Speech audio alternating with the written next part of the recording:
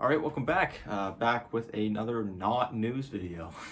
I've been doing so many news videos as of late that I've kind of forgotten that I used to do other content too, and I'm going to be having to start doing other content as well.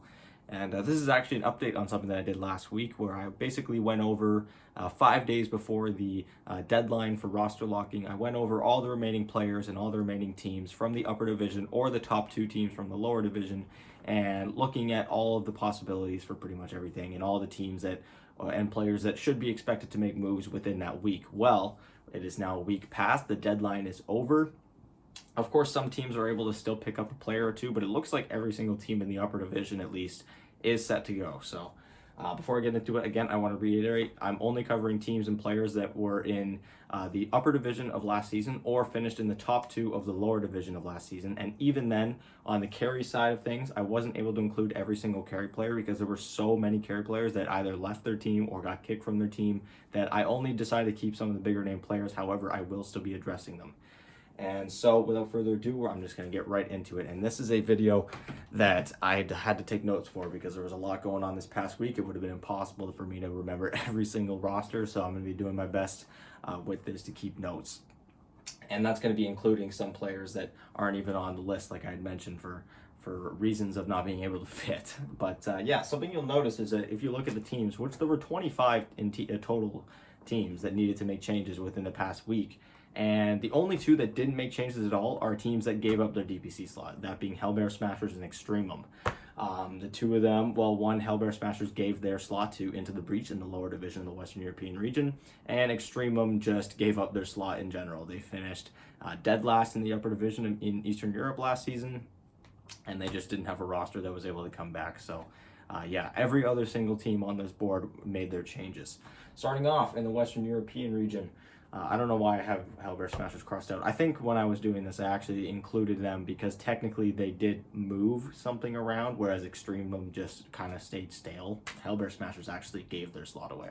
But starting things off, of course, in Western Europe, Team Liquid, by the time I made this video, still had too many members on their team, and since then they have let go of Taiga, and Koikfa has gone on to a temporary competitive break. He's going to be streaming full-time for the team, but he's still affiliated with the team.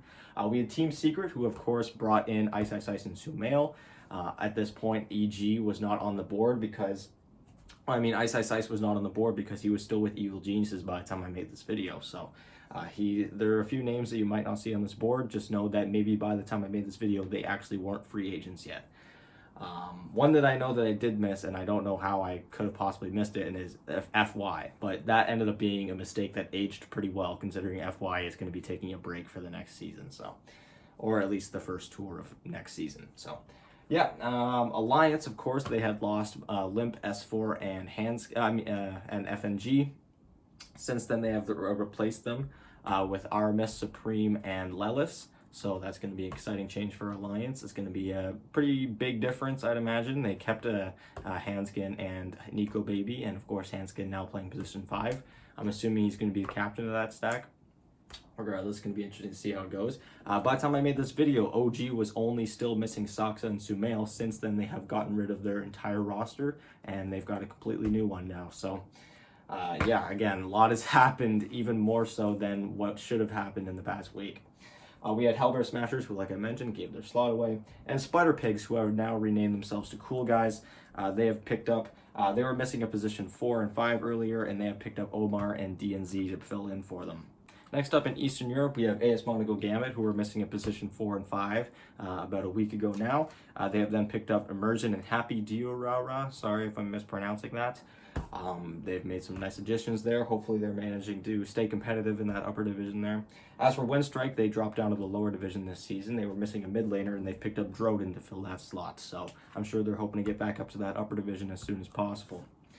And that's pretty much it for Eastern Europe, because again, Extremum just didn't make any moves. They were missing an entire roster a week ago, and they just weren't able to find anyone. And based on some of the names on here, they probably could have scratched together maybe a little bit of a roster. There were a few players in Europe still left. Again, this is only including upper division players and top 2 finishers from the lower division last season. So they could have maybe put together a roster, but I think they decided to pull out of their Dota 2 division.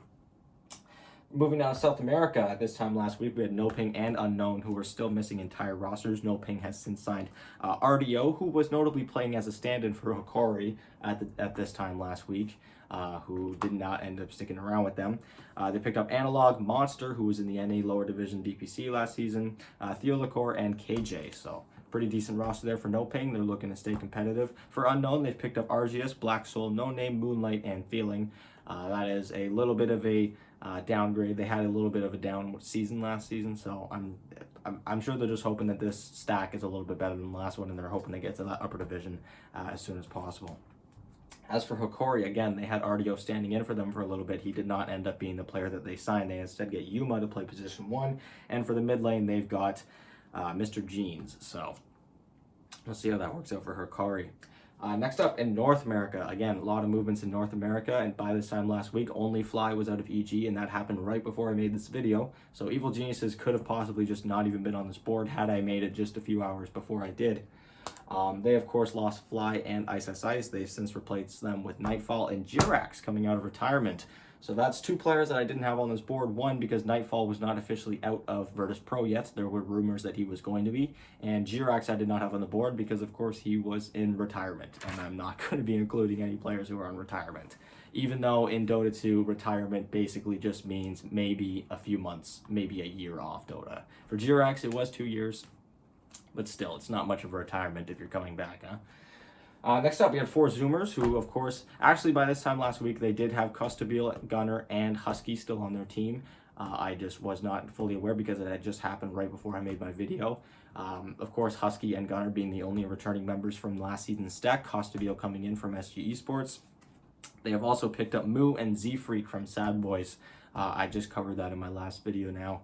So 4 Zoomers ready to go for this next season. They are still in the upper division of the North American DPC. They almost made it to TI too. They made it to the grand finals of the qualifiers. However, Team Undying, they were just too good. They didn't drop a single game in that whole qualifiers. And I don't think anyone really put that in the spotlight when they were at TI and they were performing very well. No one really paid attention to the fact that Undying swept through the entire qualifiers. Next up, Black and Yellow. They were missing a position 4 and 5 before. And since then, they have made quite the shakeup, actually. They've only maintained 1 player, and that was Zero. They brought in Rises and Shaggy to play position 1 and 2. Shaggy, of course, previously on Arkosh Gaming, a team that did quite well. We have yet to hear from Arkosh Gaming who they're going to be replacing Shaggy with. We know that they're going to have to do something, obviously, because they're heading into this upper division, and they just lost their mid player, unfortunately, but they have announced that they've got an announcement coming soon for this roster. They have until next Sunday to figure that out. And finally, they have Dunha and Jubei coming in to play position 4 and 5. Sorry.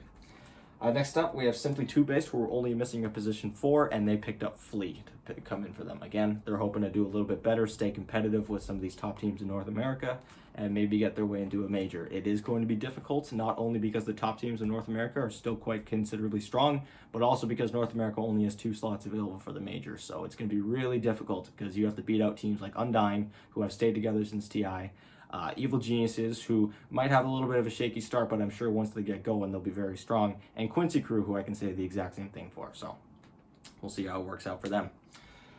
Now moving to Southeast Asia, we of course had Fnatic, who have put together their newest roster. They picked up Armel and Jonuel from OB Neon.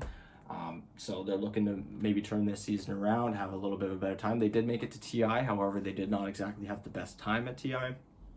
TNC Predator, who had a pretty good season, by this time last week, they did not have a roster at all. And since then, they've come at it with a new perspective. They come at it with a completely new, fresh, young roster when it comes to tier 1 players, that is. These are fresh players.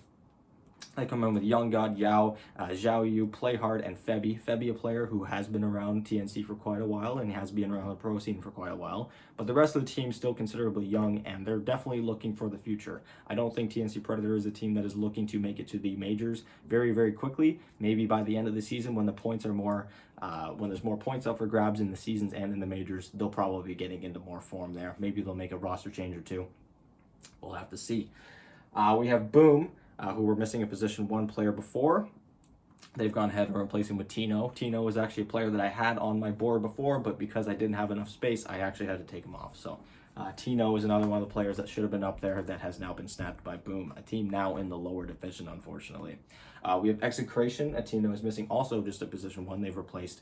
They filled out with Nando. And we have SMG, who of course lost KP back in September, and they finally filled that slot with the Raging Potato. So that's going to be a good fit for SMG. Again, this team is heading into this upper division, and they've got a pretty good looking roster. I'm going to be very excited to see how Team SMG does. I would really love to see them at some majors. Yep, and finally wrapping things up with China. Of course, this time last week, eHome had plenty of players on their inactive squad, but they didn't have any players that were actually a part of the team or officially signed. And since then, they've gone ahead and signed an entire roster consisting of Shiro, 7E, Zeal, who I'm glad they've given an English name to. When they announced the team, it was a pure Mandarin name, and I wasn't going to attempt to write that on my board. Planet, and ZZQ. So I think this is maybe a little bit of a downgrade for eHome considering their last season's roster, but again, they didn't have the best results last season. They weren't quite able to make it to either of the majors, but they also didn't get relegated in either round, so I'm sure they're hoping to achieve a little bit more this time around. We have Sparking Arrow, who of course is heading down to the lower division of China this time around. They've gone ahead and replaced their position 1 and 2 with D-Stones and Son Goku. And finally, LBZS, a team bound for the upper division, a team I'm a little bit worried about because they've pretty much gutted their entire roster and had it pretty much picked apart by some of the tier 1 teams there. We have Kagoni and Piyu coming into play position 1 and 2 for them. So yeah, that does it for the teams. Again, every single team on this board, besides the ones that literally just gave their slots up, made all the changes necessary. No slots available. Of course, teams had to have at least 4 members by yesterday, and pretty much every team here is completely done. As for the players now, a lot of them getting taken. Matama Men taken, of course, by Team Liquid. Sumail on Team Secret. We have RDO, who, like I mentioned earlier, has joined Team NoPing. Palantimos is actually a player I was surprised was passed up considering he was on Team Unique, a team that finished 4th place in the Eastern European Upper Division. He was passed on this season. Again, I was kind of surprised to see him go. Same thing for Kuman. I was really surprised to see him go. He is still part of the inactive roster of Hellraisers. So he's still technically part of a team, but he's not on an active roster right now. Another player that I notably did not have on this board, however, he's a mid player, but I'm going to go ahead and skip ahead anyway before I forget. And that is Weehaw. He is still a part right now of Team Nigma Galaxy. He's still on the inactive roster. However, again, I know a lot of people were really anticipating or really hoping he would get picked up by some teams like maybe OG or Alliance, some teams that were needing some mid laners in that region. But no, Weehaw stays inactive, stays in the same place this time around. So we unfortunately won't be seeing any of him this season, or this first tour at least. Of course, they could make some changes after the first tour.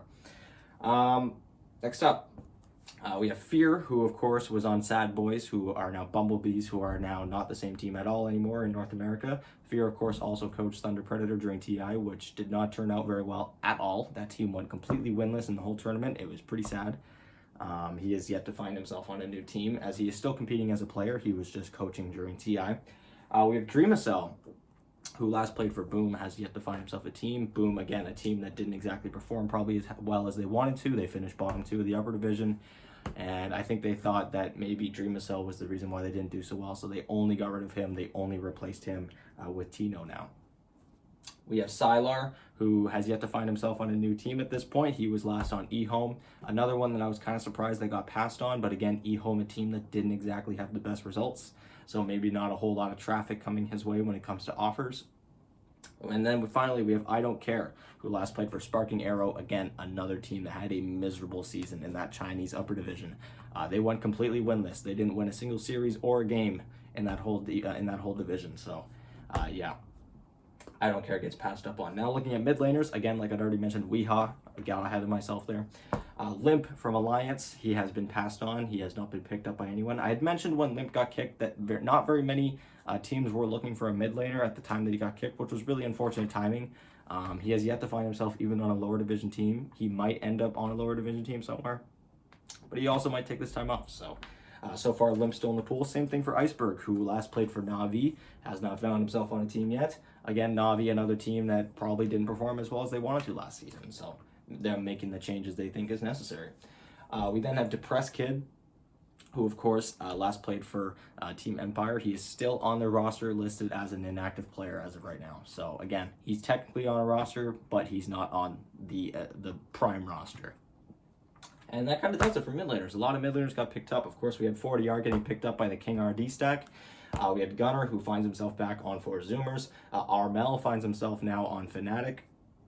Somnus, who got just picked up by RNG, that RNG stack, I'm really excited to see how well they do. I know that Somnus has kind of been underperforming a lot since his days back in PSG, and I can say that about a lot of the members that used to be on the old PSG. They have yet to get their footing since that team kind of fell apart. So I'm going to be really interested to see if this new stack ends up working out for them. Again, it's a lot of the members from that old PSG LGD. It's just going to be a matter of whether or not they can rack up the wins against some of these top teams in China. Now looking at position 3s, again, S4, another member from Alliance who got passed on. He's a veteran player. I would be surprised if he doesn't participate in any way in this season. Again, he got picked up by a tier 2 team. I can see him playing, coming in as a coach maybe for one of the tier 2 teams or maybe a tier 1 team. We'll see, but as of right now, no one has picked up S4 at all. We then have Sexy Fat, who last played on Binomistas, a team that did pretty okay. I believe they finished top 2 in the lower division of South America. He has yet to find himself on a new team. We have Schwan, who actually is a mid laner, so I messed up by leaving him there. He has yet to be picked up. He last played on Fnatic. He had a pretty good tournament at TI too. I was very surprised to see that no one wanted to pick him up. I'm surprised that TNC maybe didn't want to, but again, TNC really trying to plan a roster for the future. They're really trying to build their team young and get them going. Next up, we have Bach, another player that I'm very surprised didn't get picked up previously on TNC. Very, very good offlaner, didn't get picked up. And then Sam H, he has yet to be picked up either. Of course, he last played on Omega, a team that probably didn't do as well again as they were hoping to. They managed to stay in that upper division, but they didn't make it to majors. They didn't really earn any DPC points. They were kind of middle of the pack in that upper division, but they're an upper division team nonetheless. We then have Yang, who of course last played for Elephant. That team has since dissolved, and he is one of the remaining members that has yet to find a team. Again, it's only him and FY that didn't find a team, and FY has taken a break, and it's looking like Yang is going to be forced into taking a break for the first tour. Next up, moving on to position 4s. Not very many here. Saksa from OG, again, not finding a team. Kind of disappointing to see, as he had quite the year. He has really improved. I know that a lot of the members on OG's original roster had mentioned how much they thought Saksa had improved throughout the start of the season, but he finds himself teamless for this first tour. So pretty unfortunate there for Saksa. Hopefully he can get back to it pretty quickly. Next up, MSS, and this one kind of hurts because MSS left his team, which was Quincy Crew, quite early on, and he was even looking to change regions, looking for a team in Europe, and he didn't find anything. So either he didn't get offers that he found compelling enough, or he didn't get offers at all. Either way, MSS going to be sitting out this first tour, more than likely. And finally, Ocean. Again, he was part of that 4 Zoomer stack that kind of fell apart there after their TI qualifiers, where they made it to the grand finals of the qualifiers, but they just couldn't beat Undying. They went 0-5 against Undying in those quals. It was pretty brutal.